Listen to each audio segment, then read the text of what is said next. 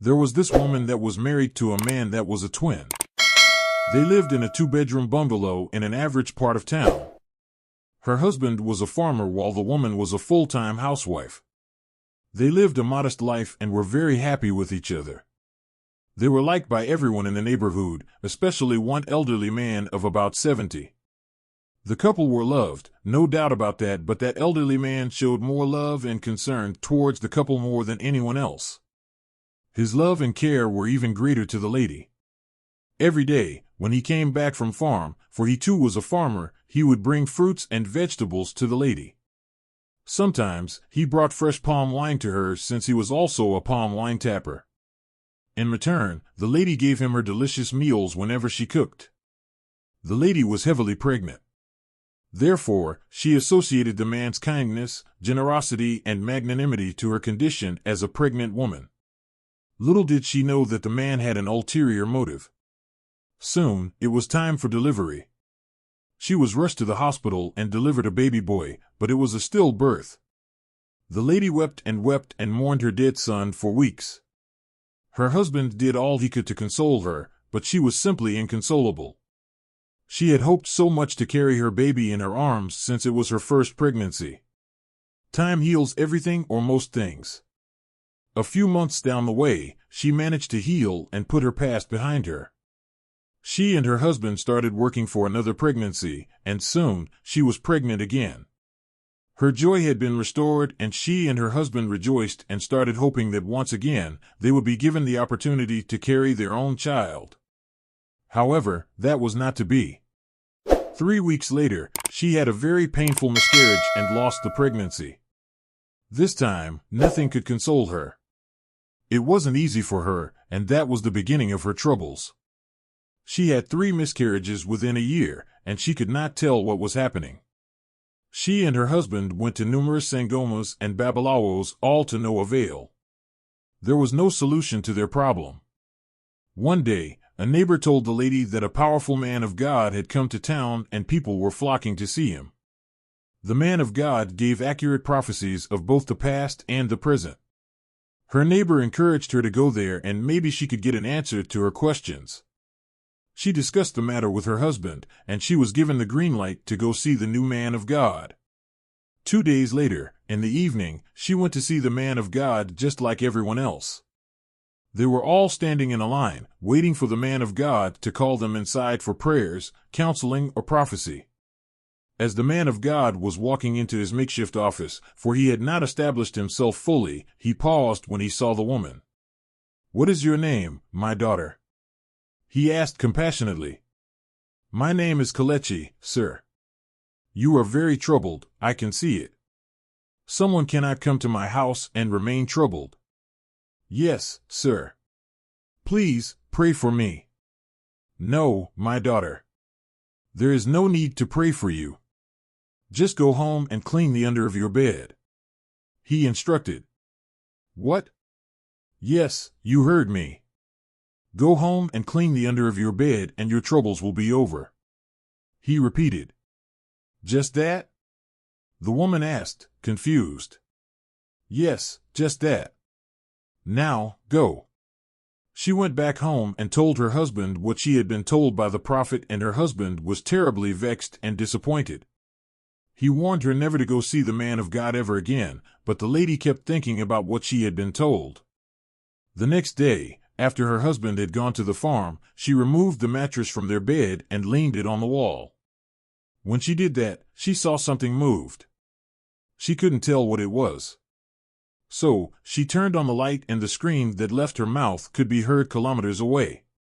Comfortably curled under her bed was a large python. She shouted and called her neighbors, who came and dragged it out from under the bed and outside the house. One neighbor threw a fisherman's net over it in order to prevent it from escaping. The whole neighborhood gathered in front of the lady's house. Everyone was wondering how such a big snake could have managed to enter someone's house undetected. What was it even doing there in the first place? The crowd decided that the snake was mysterious and therefore should be killed. As they went for the kill, one man stopped them. "We shouldn't kill this snake just yet," he told everyone. "Why?" The angry and agitated crowd asked. This woman's husband is a twin. I have heard many stories associating twins with snakes. Please, let us wait until he comes back before we do anything. If we kill the snake now, and it happens to be his totem, he will die. So, are you saying that we should wait till evening? We can't keep this evil snake till evening. One rugged young man shouted, and most people agreed. Did your husband go to the farm with his phone? One woman asked the lady. Yes, ma'am. Okay, call him to come back home immediately. When the husband was called to come back home, he abandoned what he was doing and hurried home, for the call was not made by his wife. He was afraid that something might have happened to his wife. As he approached his home, he saw a large crowd gathered in front of his house, and his heart sank further. What is going on? Where's my wife? He asked, afraid of the answer. I am here, darling. His wife spoke, and he became relieved. What's this?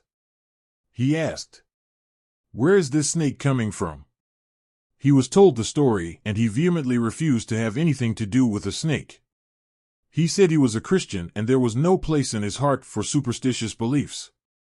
The crowd was therefore given the go-ahead to kill the snake. They all descended on it with machetes and clubs and killed it. Some people proposed that the snake should be eaten. They said it could make a good pepper soup because of its size. Other people advised against eating the snake. They said it could be harmful since they were very sure that it was mysterious. What could a normal python be doing in someone's house? They asked. So, they poured petrol on it and burned it to ashes. They carried the charred remains of the snake and threw it in a river. They did that for a particular reason. In African traditional religion, when someone's totem is killed, he would also die. However, your death could be prevented if the person manages to get hold of the heart of the totem, in some cases, any part of the totem, and eats it. That was why they threw the burnt snake into the river. Their aim was to prevent the owner of the totem from having access to it, and possibly surviving the death of his or her totem. Later that evening, the old man who had been kind to the lady and husband came back from the farm. He was very sick and could barely walk. The lady saw the state of the old man and asked what the matter was. I am feeling very cold, my daughter. He whispered. Why, Papa? Maybe I should get you some medicine. She proposed. No, my daughter. It is too late. He replied, sadly. I am going to die. What? The lady was alarmed. You are not going to die, Papa. You will live. What is it that is going to kill you? The snake, my daughter. The snake you killed today. It was mine. It was my totem.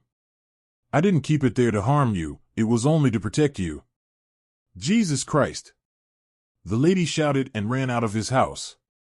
So, you were the one eating my unborn children, come oh. She ran all around the neighborhood like a mad woman, gathering and telling people what the old man had revealed. The neighbors became wild with agitation and decided to kill the man. They decided that he would either be lynched or burnt. However, when they got to his house, ready to mete out jungle justice on him, he was already dead.